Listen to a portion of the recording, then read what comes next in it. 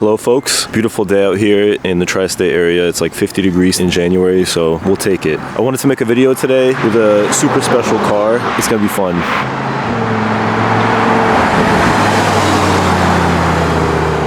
What do you think, sir? You like it or do you love it? Awesome. Have you seen one of those in real life before? No. Is there a place to park this thing around here? Ridiculous, right? Yeah. Right? I was not lying. It's the Sterrato, the Huracan Sterrato, which means dirt. We can't take it in dirt today, which is ridiculous. Thanks, Lamborghini. We're gonna get some rollers and some beauty shots of it. First, I want to start it up. What happened with the Lambo doors? All right, Tommy starts up a Lambo for the first time.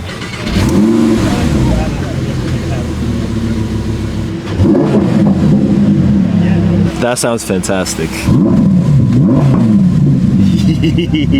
First impressions. Sounds nice. It's certainly got presence. I think that thing could climb a mountain. It's all right. These things are just like tacked on. I know. Yeah. They really It's like, let's just drill, let's RWB, let's just drill into the Lamborghini, rivet this on. It's amazing. They're really putting a lot of faith in this roof rack too. Okay, where are we not allowed to drive it? Yeah. That was nice of him. Oh, I love these exhausts. It looks like there's a lot of Tupperware back there because of all the heat. Yeah. It does. Shielding. I pulled up and my son was like freaking out. I bet. And the first thing he does is try to touch one of the exhausts. I was like, no. Oh my god. You get to drop him off at school in this on Monday? I don't know. I got to see if I can get his car seat in the. Yeah, I bet that would like make his life. You've probably put like 50 miles on it so far. No, I've put almost 200 on. Okay. You've got some seat time now. What was the Lamborghini store experience like? The funniest thing, they had it on like the lift, like up in the top, so everyone could see it as you pass. And it's broken. Yeah. So I get there, like, we can't get it down. I'm like, that's the most Lamborghini thing I've ever. I've driven a lot of supercars. I've never driven a Lamborghini. So I just was like, I didn't know what to expect. It's really comfortable, really easy to drive. This is kind of like the best Lamborghini for the Northeast because you just have ground clearance and sidewall. Still not much. I still scraped going out of my driveway this morning. Does this not have nose lift on it? I don't think so. The tire is so bizarre. It's like an off-road tread, but it's so wide. But it's so wide and like it's still pretty low profile. I wonder how much one of these costs if you get a tire? flat. Yeah. And you probably got to do all four because like all-wheel drives. What do you think? Dude, it's insane. Have you seen one of these in person yet? Never. Look at these tires. I'll sell it to you right now. I've seen videos of this beast in the snow. Yeah? Good time. You know what's crazy? We can't take it on the dirt. How stupid is that? That's what it's made for. It's called the Sterrato. We're not allowed to. Come on. Exactly. A Sterrato is like dirt. Beautiful. I mean, this thing is really... All right, I'm in the Lamborghini Huracan Sterrato. First thing that you can see is nothing really out the back. So as we back out, we're gonna have to rely strictly on the reverse camera. Oh, that's where the reverse camera is. It's up there. So the steering wheel gets in the way half the time as you. That is dumb. Is it weird driving with such a long dashboard?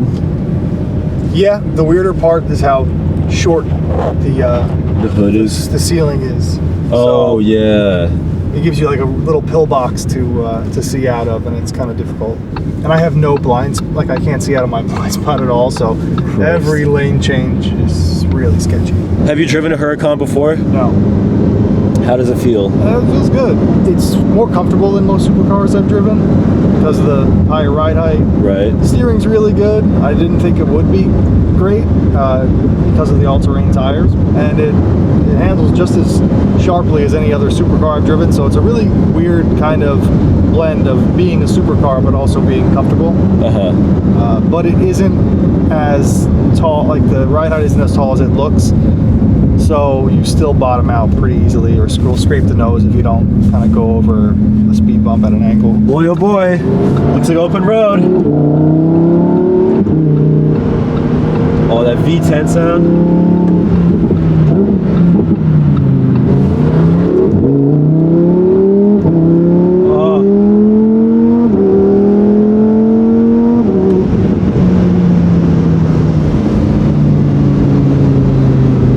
That's good.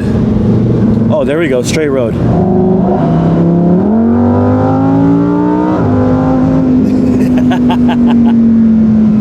That's so fun. That's a good time. It is. It sounds incredible up there.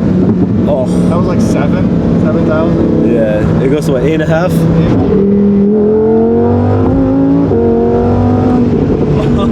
You want coffee? I don't have like real cup holders that hold anything. So. There's no cup holders in here? There's this. That's it.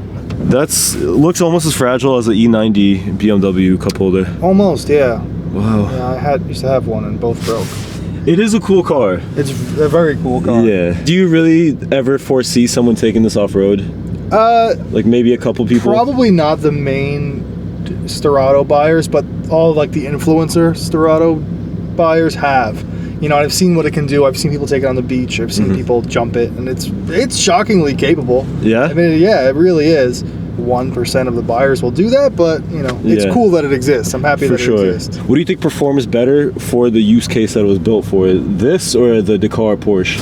I mean, I haven't driven that, so I don't know, but I would say that that's probably a little more usable. Yeah. You know, like it's a 911, so it has a normal-ish front trunk. It has like a normal interior where it's, you know, more usable, but this is way more interesting. This is way cooler looking. It's got a V10, you know. Yeah. It's more exciting, but it's also double the price. Yeah. So, I don't know. That's a tough one. I'm more of a Porsche boy, but me too normally, but this is really cool. Yeah. I think if I like just had to pick one, like just money's no thing, just pick one, I would pick this because it's just, you know, more exciting and the engine is worth so much. And dude, V10. Yeah, but incredible.